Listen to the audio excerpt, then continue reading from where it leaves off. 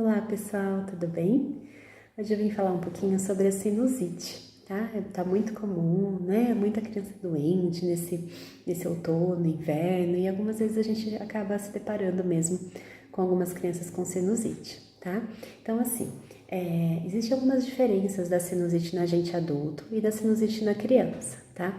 A primeira coisa a se pensar é que os sinos, né, os seios da face da criança ainda não estão totalmente desenvolvidos, tá? Alguns deles vão se desenvolver lá pelos 6 aninhos e outros só lá na adolescência, tá? A partir dos 12, 13 anos de idade, tá? Então a sinusite na criança vai ser diferente da sinusite no adulto, porque esses seios da face são como se fossem bolsinhas de ar que ficam entre os nossos ossos aqui da face. A gente tem vários deles, tá bom? Então tem aqui em cima, tem aqui no nariz, tem aqui na região da bochecha, tá?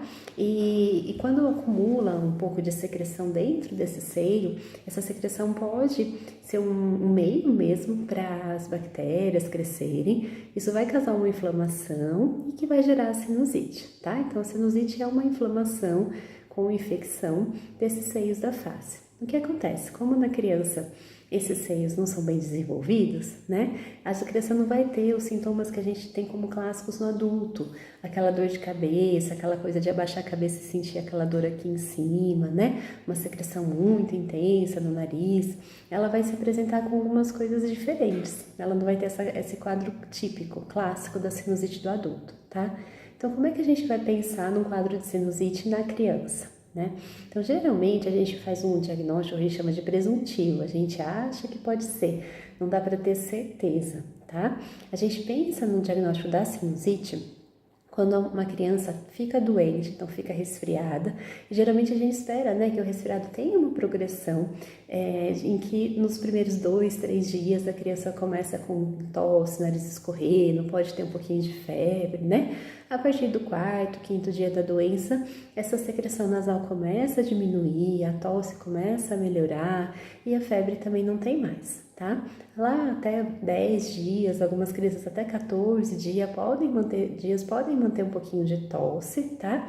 Que é uma tosse um pouquinho mais seca, mas os outros sintomas vão melhorando, tá? Então esse é o que a gente espera de um resfriado, uma gripe na criança. Quando isso sai do esperado, então uma criança que ao invés de melhorar, chega no 7º, 8º dia, volta a ter febre, volta a ter uma secreção muito purulenta, né? Volta a ficar mais moadinha, a gente pode pensar no diagnóstico da sinusite, tá? Ou aquela doença que nunca melhora. Então a criança começa com resfriado, com a tosse, aquela secreção nasal intensa, e essa secreção continua daquele jeito. Não adianta lavagem nasal, não adianta usar nenhum outro remédio, ela continua com uma secreção bem em grande quantidade, que incomoda a criança, tá? E que vai durar aí por mais de 10 dias, tá bom?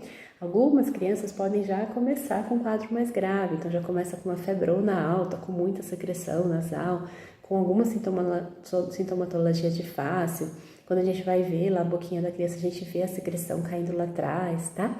Aí a gente vai pensar também numa sinusite e faz o tratamento, tá? Como é que é feito esse diagnóstico, então? Esse diagnóstico ele é feito basicamente pela clínica. Então, a gente vai ouvir a história, né, da criança, vai entender o que está acontecendo com os pais, né? Vai entender o passado, quantas vezes a criança já ficou doente, né? O que já usou de medicamento, de antibiótico. E a partir daí a gente vai fazer o diagnóstico, tá? Ah, mas e o raio-x de seio das faces? A gente precisa fazer? Não precisa mais, tá bom? Então, por quê? Porque esse raio-x não vai mostrar pra gente a sinusite. Lembra que eu falei que os seios da face da criança não estão completamente formados? Então, não adianta a gente fazer o raio-x da face, porque a gente não vai conseguir ver, tá?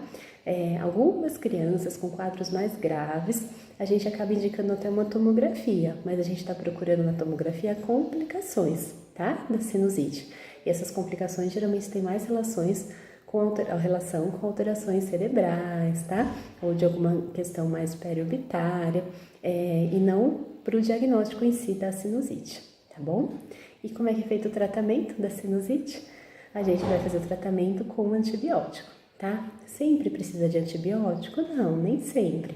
Uma sinusite que uma criança não tá grave, uma criança que tá brincando, pulando, né? Tudo bem, a gente pode não precisar usar esse antibiótico. Agora, esses quadros que eu comentei, que a criança não está melhorando, teve uma piora, a criança está mais moadinha, aí a gente vai pensar no uso do antibiótico, tá?